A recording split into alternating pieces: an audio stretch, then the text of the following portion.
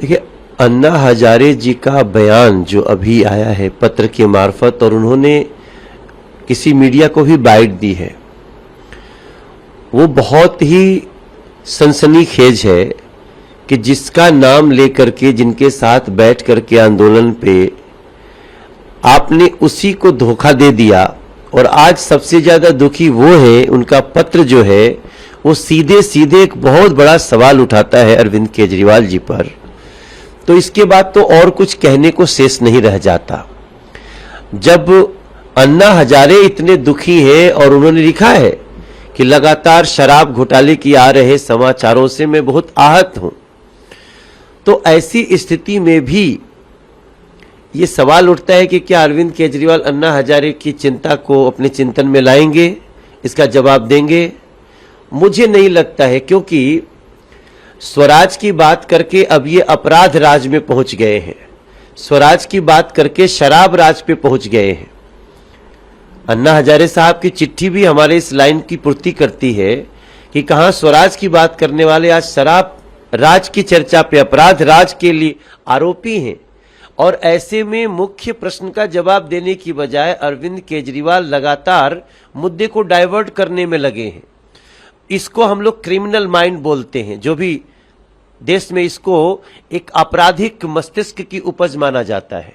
ऐसे में अन्ना हजारे की चिट्ठी के बाद यह स्पष्ट हो गया है कि ऐसे अन्ना हजारे जैसे लोगों का भी अरविंद केजरीवाल जी के इस अपराध राज से मन खिन्न है और इसकी जांच तह तक जानी चाहिए और जो सत्य है वो जनता के सामने आना चाहिए। देखिए, जिसके ऊपर आरोप है, जो एक्यूज नंबर 1 है, वही इन्वेस्टिगेटिंग ऑफिसर बन के पीसी कर रहा है।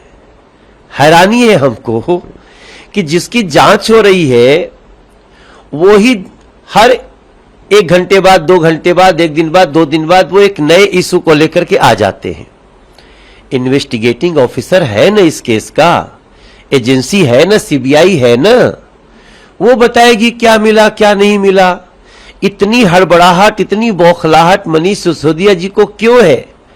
मैं समझता हूं सारी कड़ियों को जोड़ा जा रहा है, सीबीआई उसको जोड़ रही है, और क्या मिला क्या नहीं मिला ये आरोपी नहीं बताएगा, ये तो जांच एजेंसी बताएगी। लेकिन उसके पहले की बौखलाहट बता रही है कि कुछ न कुछ तो है जो बहुत बड़ा है, जिसको मनीष सिसोदिया जी छुपाना चाहते हैं।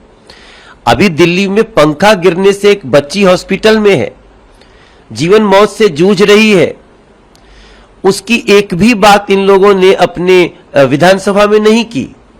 क्यों नहीं की?